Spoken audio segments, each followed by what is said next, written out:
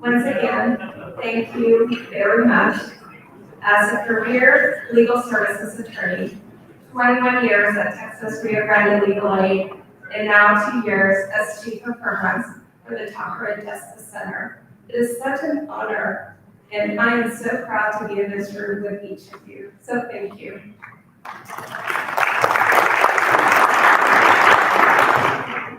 My name is Magda Garza, and I'm the chair of the ABA Commission on Domestic and Sexual Violence. We are thrilled to be a part of this Pro Bono Awards event. It is a first-time collaboration between the Standing Committee on Pro Bono and the Commission on Domestic and Sexual Violence. It is my privilege to invite Mary Smith, ABA President-elect, to provide you some opening comments for the Commission's Sharon L. Corbett and Judith S.K. Awards.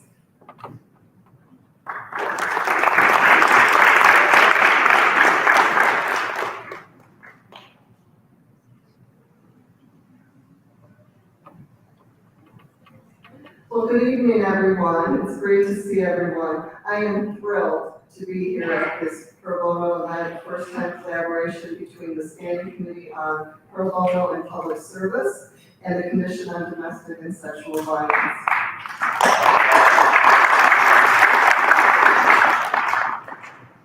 And I'm especially glad to be here to help celebrate the Commission and its critically important work and the 2023 Sharon Corbett and Judith K. Award winners. Thank you so much to Chair Garza and to all the members of the Commission for all the important work you do each and every single day.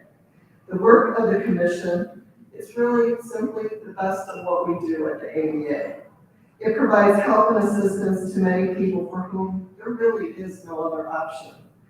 It can create a lifeline. The Commission was mobilized shortly after the Historic Violence Against Women Act was passed in 1994, and unfortunately, its work is still greatly needed. On average, nearly 20 people per minute, that's per minute, are physically abused by an intimate partner in the United States. During 1 year, this equates to more than 10 million women and men. And we know that women of color experience gender-based violence at rates between 30 to 50% higher than white women. So it was important for me to be here tonight. You may not know, that I spent many years in Washington advocating for changes to the Violence Against Women Act to include tribal jurisdictions and other protections for people in the United States, and to fight for those changes and to fight the scourge of that gender-based violence. So for all of you doing that work every single day, I say thank you.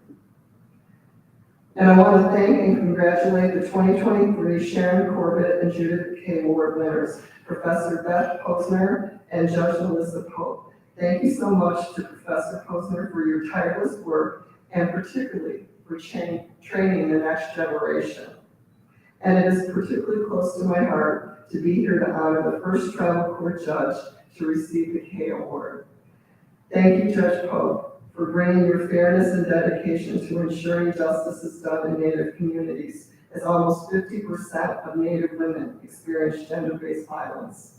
So congratulations again, and I want to say to everyone here doing this important work, we salute and support you. Thank you.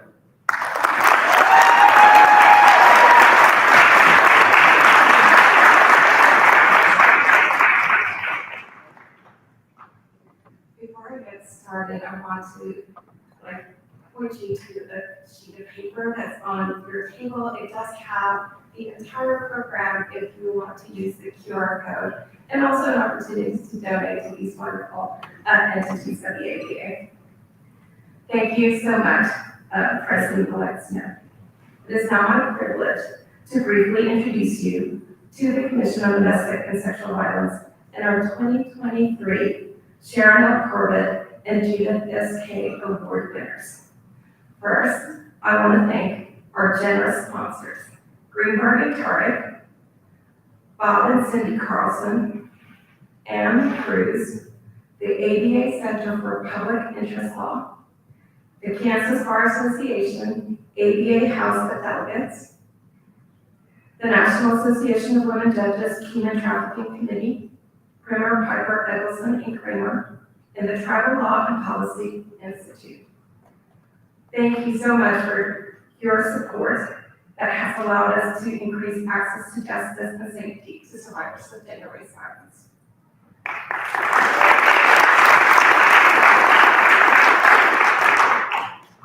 Since its inception in 1994, the Commission has emerged as the national leader in improving access to justice and is the premier provider of continuing legal education for gender-based violence attorneys, providing thousands of individual consultations to attorneys, training thousands of attorneys and judges, and focusing on critical issues that are raised when representing survivors. We are actively involved in national and ABA policy initiatives, including the Reauthorization of the Violence Against Women Act, and we have sponsored and co-sponsored over 60 ABA policies. We are committed to mentoring new generations of attorneys, and I am very proud to announce the board's approval of our new Gender-Based Violence Fellowship for law students.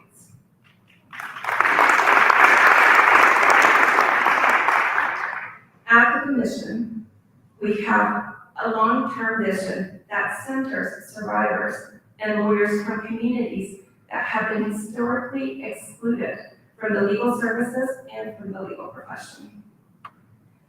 The Commission has accomplished this work with and for attorneys and judges like you and our awardees. The Corbett Award recognizes lawyers who demonstrate exemplary service to survivors.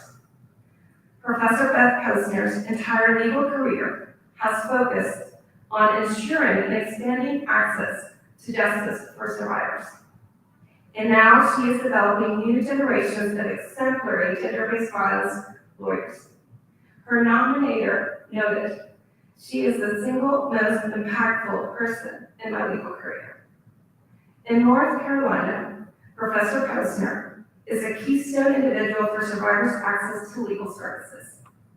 After graduating from law school, she joined the Legal Services of North Carolina and co-founded the first statewide domestic violence program, building a legal department dedicated to gender-based violence that works across the state's 100 counties. In 2003, Professor Posner transitioned to a new joint position between Legal Aid and the University of North Carolina School of Law, where she currently serves as a full professor. Since 2003, she has provided opportunities for experiential learning for students, primarily in the domestic and sexual violence clinic, where students represent survivors in state court and Title IX proceedings. Professor Posner urges students to think critically about how they want to use their skills and helps them develop confidence in their professional identities.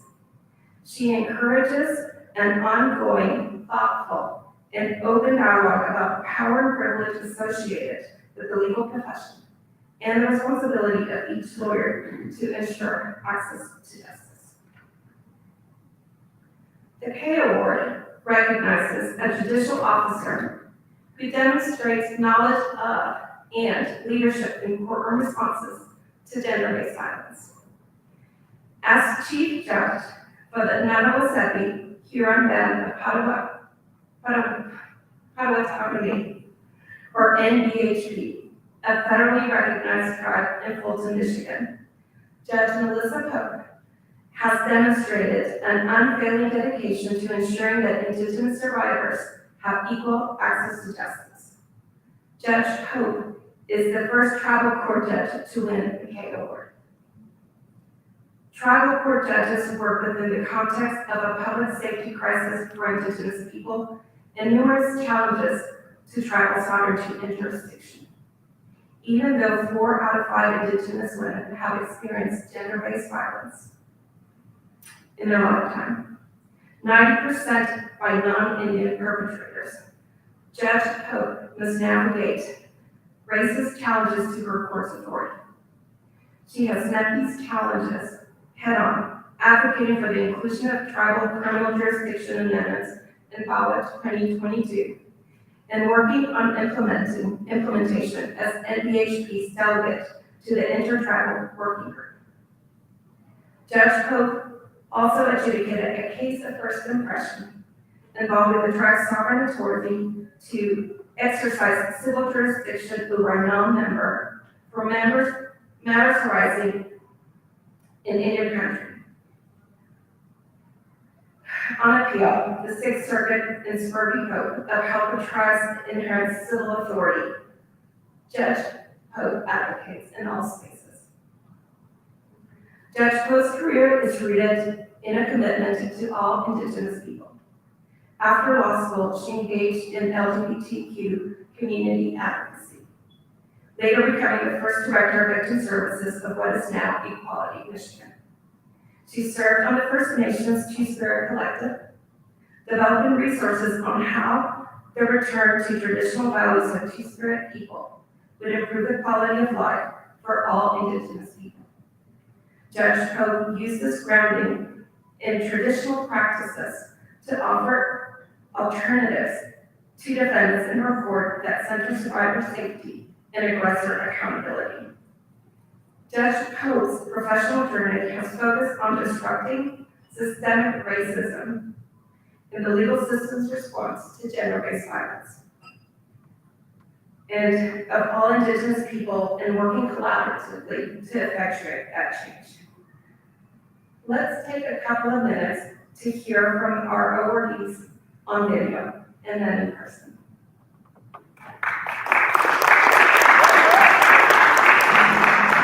I have this vision of my life kind of on this feminist trajectory, supporting, educating, empowering women. And I realized that at the center of all the kinds of feminist work I was interested in was the issue of violence against women. So I got involved right out of law school.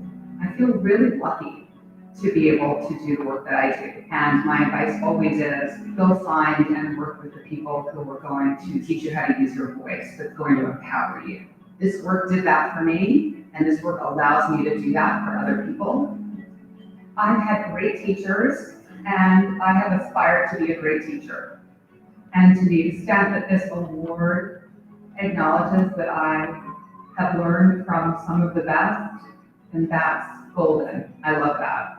Nobody does this work alone. And I would say that supporting the commission, but also supporting the broader civil rights fight, the broader anti-poverty fight, the broader fight to make the justice system better for everyone. This is a clearinghouse for domestic violence work for attorneys all over the country. There's no better way to learn how to do this work, to learn how important this work is, or to be reminded of how many wonderful people there are in our professional community and to be involved with the commission.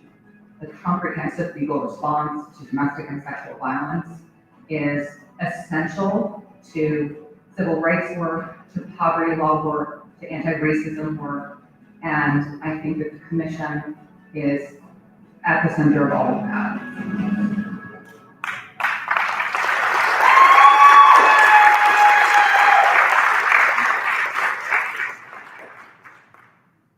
The numbers of individuals experiencing violence within Indigenous peoples is high.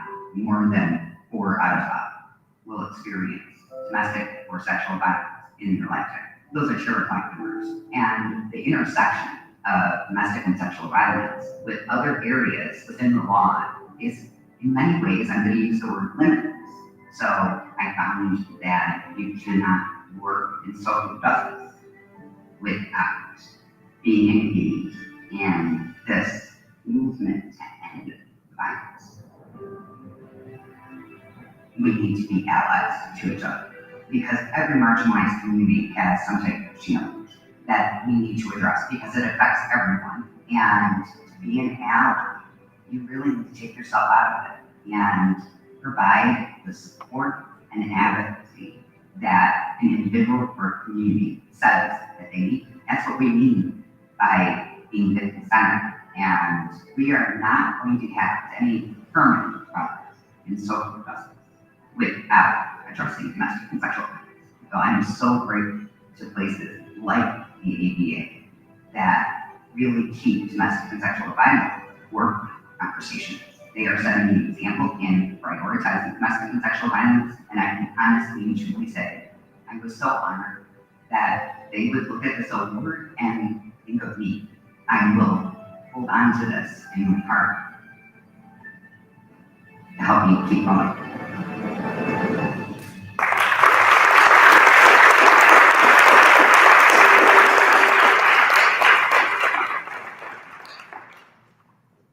I would like to invite the Hessner to come up and join me to receive the Corbett Award.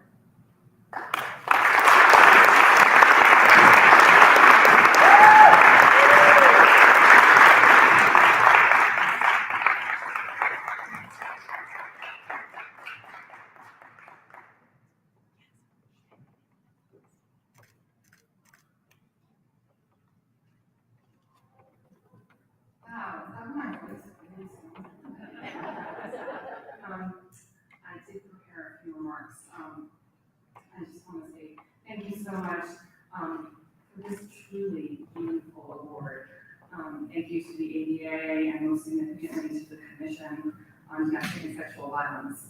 When the Commission tapped me in 2013 to be a faculty member, I think you saw me on the video teaching one of the classes.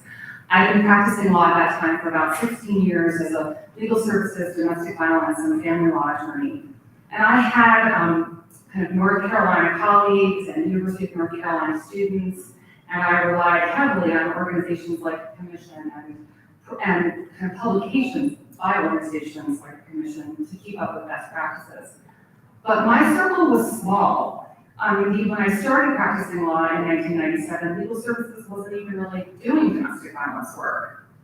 In many ways, in those early years, I felt like I was kind of making it up as I was going along. But teaching with the Commission broadened my circle significantly, broadened my professional life, my circle of colleagues, my circle of friends, my fellow social justice warriors. Without a doubt, you all have enriched my life in ways that I don't even think you understand. The Commission lives its values and ideals, the ones that you've heard about. Those of us who are in the anti-violence arena, we are in the business of radical, empathetic storytelling. It's our job to lift up the voices of victims, to imbue their lived experiences with dignity, and to demand justice for them. Those of us who teach can get to bring that to a different level by supporting our students and the lawyers we train, not just giving them skills, but also allowing them to feel while they do the work. And I think those of you who do this pro bono work so seriously understand that. We don't just allow them to feel, we demand that they make the kinds of empathetic connections with their clients that traditional notions of professionalism might tell them cross boundaries or will cause burnout. But really, on the contrary, those connections are the things that sustain us. They're the essential things that keep our long careers going.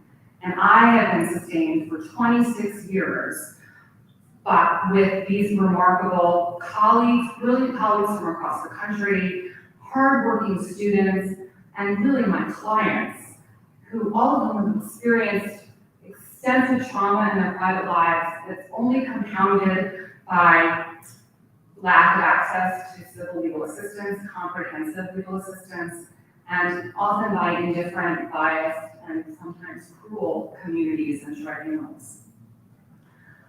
I always tell my students on the first day of the semester that mostly my job is to remind them to be decent human beings. That's what they're going to learn from me. I'm a Yankee teaching in the South. Not everybody understands the word mensch, but I think that probably many of you do. I explain to them what the word mensch is, and I tell them that they'll take my class, my clinic, and my seminar, and they'll learn about effective, direct, and cross-examinations, about closing and opening statements, about negotiations and counseling, but really, they're going to learn how to become a mensch. How to identify someone in pain, someone suffering, someone in need, and how to respond to that person as a lawyer, and as a human being. Whether they become legal aid lawyers or corporate lawyers or judges or politicians or policymakers, that emotional intelligence is the greatest tool they will have and will be the greatest gift they will give to this profession. I can't leave without saying that I am so grateful also to the University of North Carolina, which is my professional home, of course. I'm very inspired by my students. They have a clarity about the work that we do. They can look at the cases we work on that are based in gender violence or intimate partner violence and immediately place it in a broader context of misogyny, poverty, racism, and see that our world, particularly this world that we live in now, is a petri dish, especially for violence against women and others without access to power and privilege. I don't have to tell you all that we're now practicing in this really strange time that is maybe one of the most tenuous times in our democracy, where the legal control of women's bodies, the laws that control trans kids' bodies, the laws that restrain curricula, the policies that impact school libraries and school admissions practices, those are all proxies for something larger and more menacing. But I am here to tell you that our law students are in it for the long fight.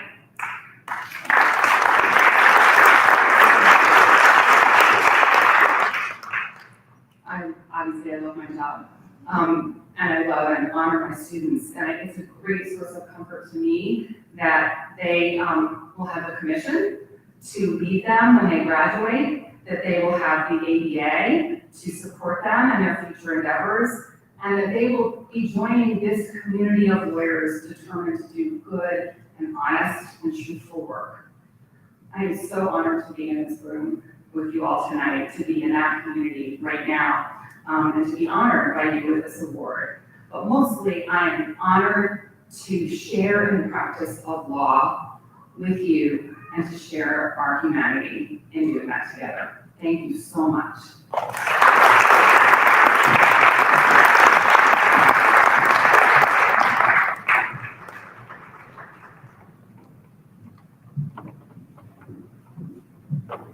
Thank you, Beth. This is one of the reasons I love the work that I do and why I've also been able to be doing this for so long, to work with individuals like that. I'd like to invite Judge Coe to join me to receive the K Award.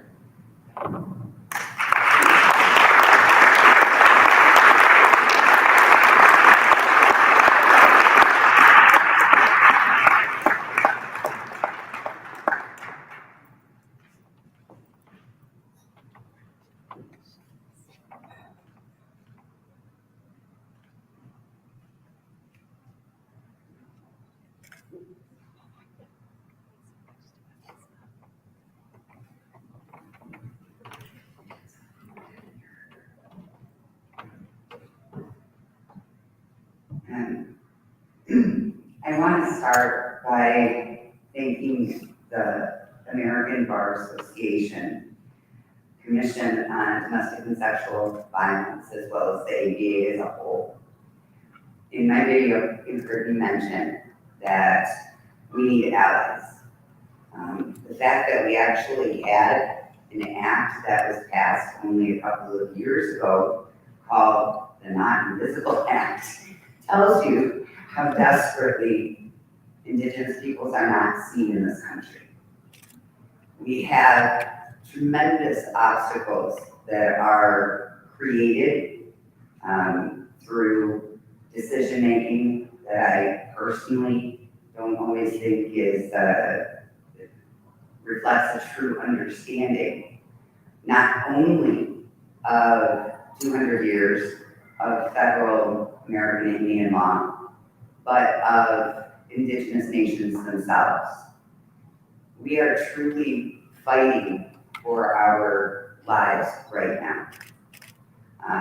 VAWA 2013, which the ABA supported so strongly, was our first step.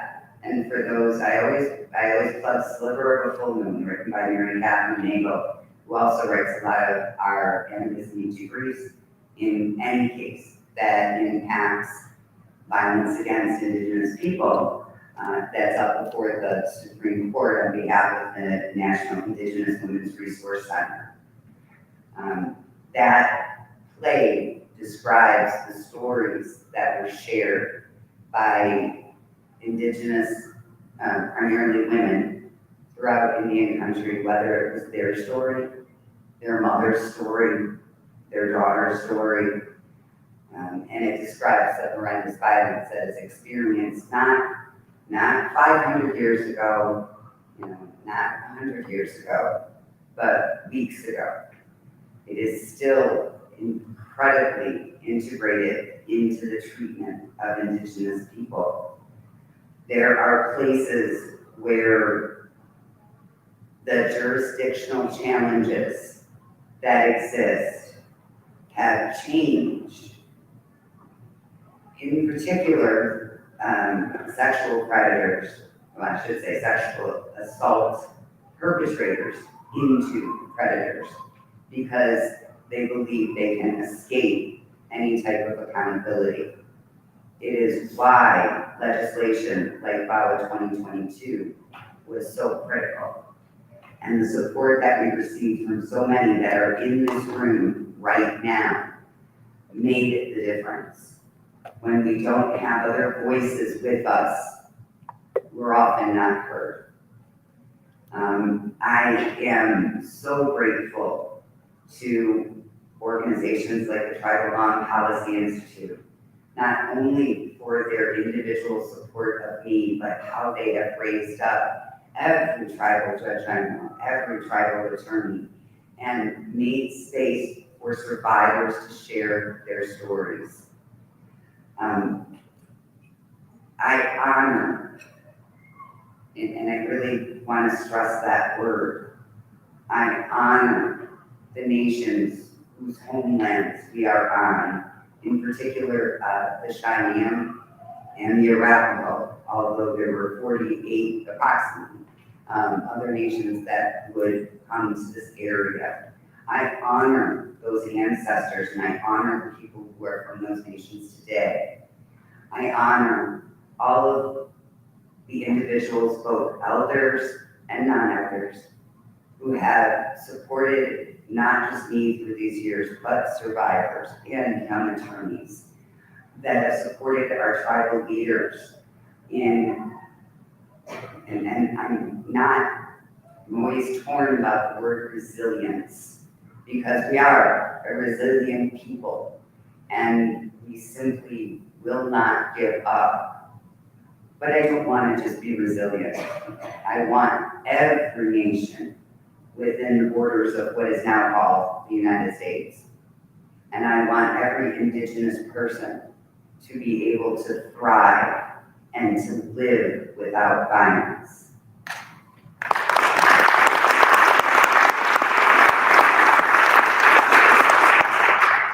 I also want to thank and honor all of the individuals and organizations. Again, such support from the ABA, but we're also talking TLPI and the National Congress of American Indians and the National American Indian Court Judges Association, National Indigenous Women's Resource Center, so many different entities that have not only recognized this epidemic, and it is an epidemic of violence against Indigenous people and especially Indigenous women. They've not only recognized this epidemic, but they've supported our individual traditional ways to promote healing, to return to the values, the beliefs that respected everyone.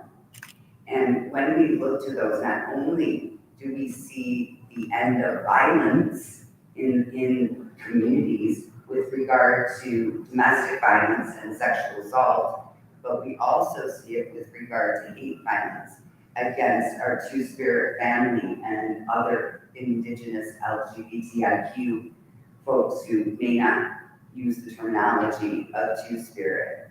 It is respect across the board, and it's respect for everyone, including non-Indigenous peoples. And one of the things that I have to say in honoring all of you and in honoring the amazing people I've been able to work with, including through the Intertribal Technical Assistance Working Group, where I have seen Indigenous nations come together like I never have before in 30 years of this work, to lift each other up, to support, to share. When my case went up through the federal system, they were there by my side every step of the way. And I am so grateful for that. But I also must thank the Nago-Seven Band of the Potawatomi, who has allowed me to create a port that is trauma-informed, truly trauma-informed, truly victim-centered, including when we're looking at our defendants. To build a new, well, and I was about to say a new model, but it's really an old one for us. And I thank all of the individuals who provide that space for us to bring that to all of you as well, for what can help you. I so thank everyone at the ABA Commission on Domestic and Sexual Violence. I thank Judge Kelly Stoner and Jerry Gardner and everyone at TLPI. I thank our tribal councils, our elders, and our veterans at the Nago-Seven Band of the Potawatomi. And I thank every person involved with the Intertribal Technical Assistance Working Group. I also thank my mother, who is here and who's been a tremendous support for me throughout my entire life.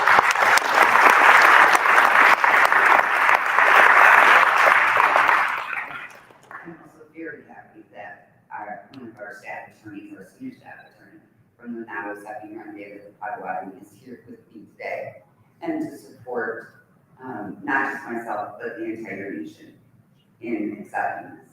Sheena Wedge, from the bottom of the heart, for recognizing this and for being a part of ending violence against Indigenous women, children, men, LGBTIQ, and Two-Spirit people. You watch.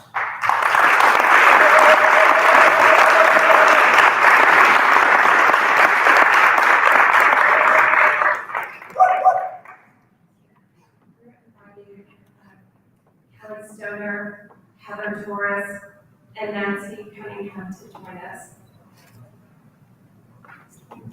To honor Judge Coates. Yes.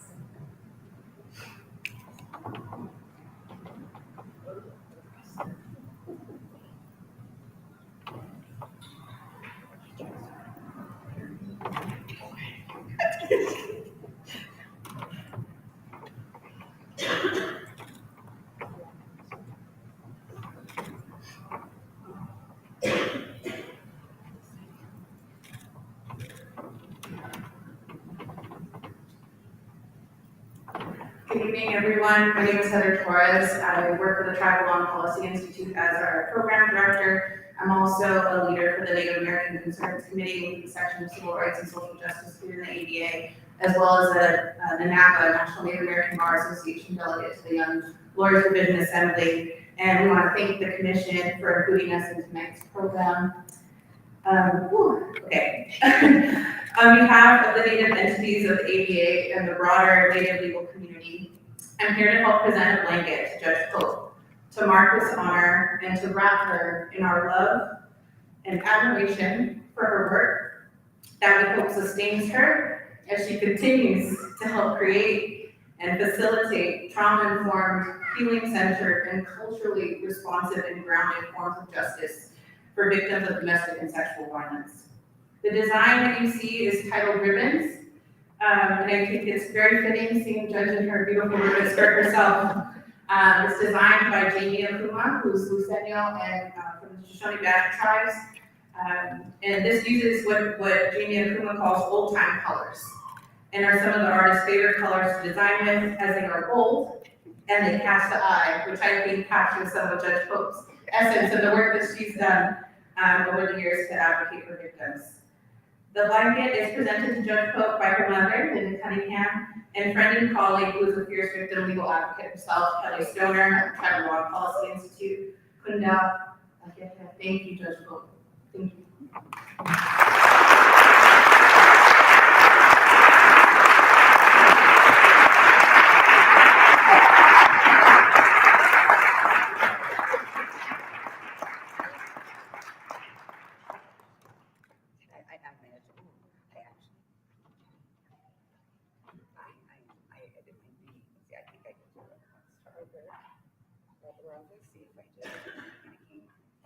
There we go.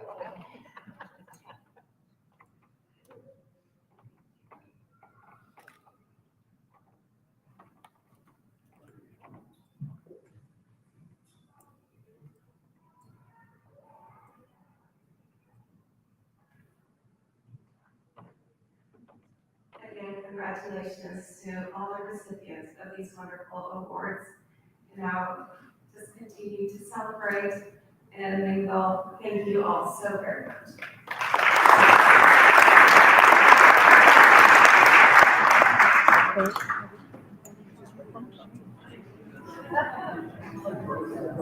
That was so great.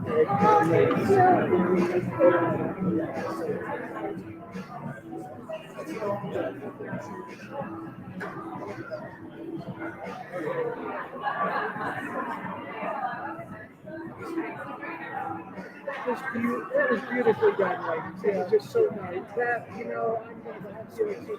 Yeah. It'll probably ruin it with all our colleagues the rest of the time.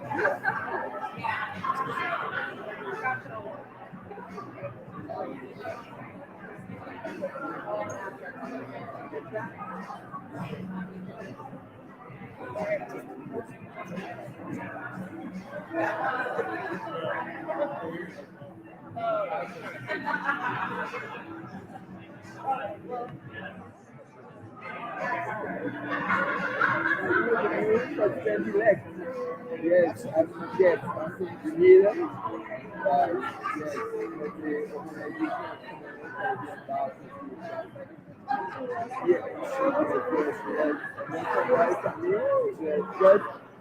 yes, yes, maybe I've been doing the last 15 years. Yes, it's nice to meet you. Being taken off with you. And one day, yes. They're caught in conversation.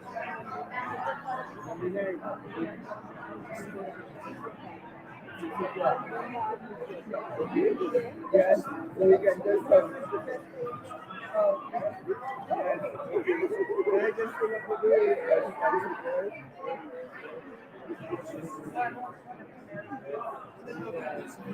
Sorry, I didn't realize.